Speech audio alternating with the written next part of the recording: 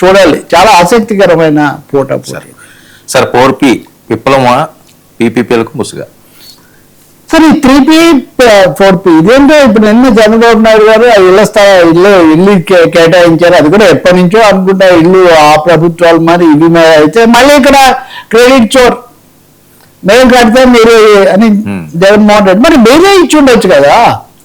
ఇప్పుడు తెలంగాణలో కూడా అదే గొడవ, మేము కడితే మీరే ఇవ్వాలి, మీరు ఇవ్వలేదు కదా. వాన కురిస్తే వంక తెల్లాలని మీ హయాంలో మీరు కట్టి పూర్తి చేస్తే మీరు ఇవ్వాలి. అది కాకుండా మా క్రెడిట్ చోరు అని వృధా. దాంట్లో పాటు నిన్న Chandrababu Naidu PPP 4P public private partnership దానికి ఆయన ఇంకొక P కలిపి పీపుల్ అని పెట్టాడు. వాస్తవంగా పబ్లిక్ అంటే పీపులే, పీపుల్ ప్రైవేట్ పార్ట్నర్షిప్ అని పెట్టి బంగారు కుటుంబాలంట. ఆ బంగారు 2.5 లక్షల బంగారు కుటుంబాలకు ఇప్పటికి మేలు జరిగిందంట.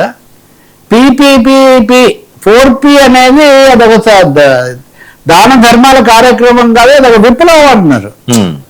ఎవరన్నా డబ్బు కలిగిన వాళ్ళని అడిగి ఇప్పిస్తామంటే అది వేరే విషయం, కొంత జరిగితే జరగవచ్చు, కానీ అది ప్రభుత్వ కార్యక్రమం కాదు బేసిక్ గా.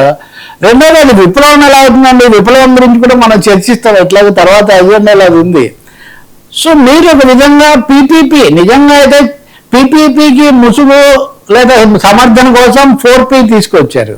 మీరు ఇళ్ల స్థలాలు భూములేమో 99 పైసలకు ఇస్తారు, ప్రాజెక్టులన్నీ ఇస్తారు, కాలేజీలు ఇస్తారు, ఆసుపత్రులు ఇస్తారు, ఇవన్నీ PPP.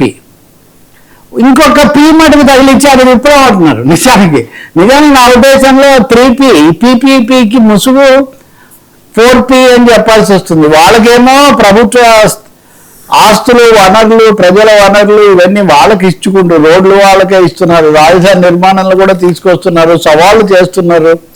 దీని మీద ఒక విధమైన నిరసన వ్యతిరేకత వచ్చినా మీరేమీ ఖాతరు చేయటం లేదు. అంటే రోడ్లు, పోర్టులు, వనరులు ఇట్లాంటివన్నీ ఏమో P. ఇక్కడికి వచ్చేసరికి ఏమో వాళ్ళు దయా ధర్మంతో జాబితా అది కూడా మళ్ళీ కలెక్టర్లు చేయలేదని కలెక్టర్ల మీద కోపం. కానీ నేను అనుకుంటాను కొంచెం శృతి మించి 4P అనేదానికి చంద్రబాబు నాయుడు శృతి మించి దాని మీద ఆయన ఎక్కువ ప్రచారము, విప్లవం అని అవన్నీ కూడా చేస్తున్నారు. ఇది ప్రతిపక్షాల విమర్శకు కానీ ముందు అధికార యంత్రాంగం తలపట్టుకుంటుంది. మేము ఎక్కడ తీసుకొని రాస్తాము, మాకు ఫోన్లు కూడా ఎత్తట్లేదు. ఇప్పుడు పెట్టుబడుల కోసం పోనీ ముఖ్యమంత్రి గారు చెప్పారు కదా అని ఏమంటే మీరు ఏమైనా పెట్టుబడి పెడతారా సార్, మీకు ల్యాండ్ ఇస్తామని అడుగుదామని ఫోన్ చేస్తే మేము ఎక్కడ డొనేషన్లు అడుగుతామేమో బంగారు కుటుంబాల కోసం అని బంగారు బాబులు ఎవరు ఫోన్లు ఎత్తట్లేదంట.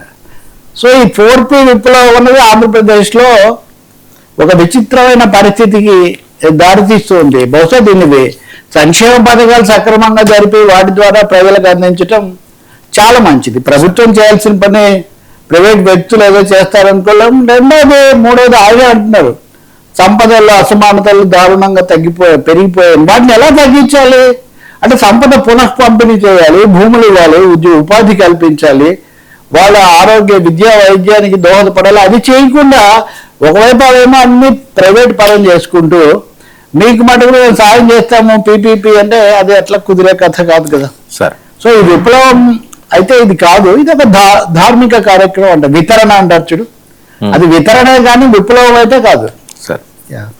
సార్ కాళేశ్వరం దండగా తేల్చేసింది కేంద్రం, పెద్ద విషయం అండి. కాళేశ్వరం వాళ్ళు కాగ్ రిపోర్ట్ ఇచ్చారు, దాంతోపాటు రాజ్యసభలో చర్చ. అక్కడ ఈ ప్రాజెక్టులు తెలంగాణకు సాయం చేయటం ఆ విషయం వచ్చినప్పుడు సిఆర్ పాటిల్ అని కేంద్ర మంత్రి ఆయన మాట్లాడారు. ఆయన మాట్లాడుతూ గత 3 సంవత్సరాల్లో తెలంగాణ నుంచి మాకు ప్రాజెక్టులకు సహాయం కోసం ఒక్క అభ్యర్థన కానీ ఒక్క ప్లాన్ కానీ రాలేదని. నిజంగా షాకింగ్. 3 ఏళ్ళు అంటే ఒక సంవత్సరం BRS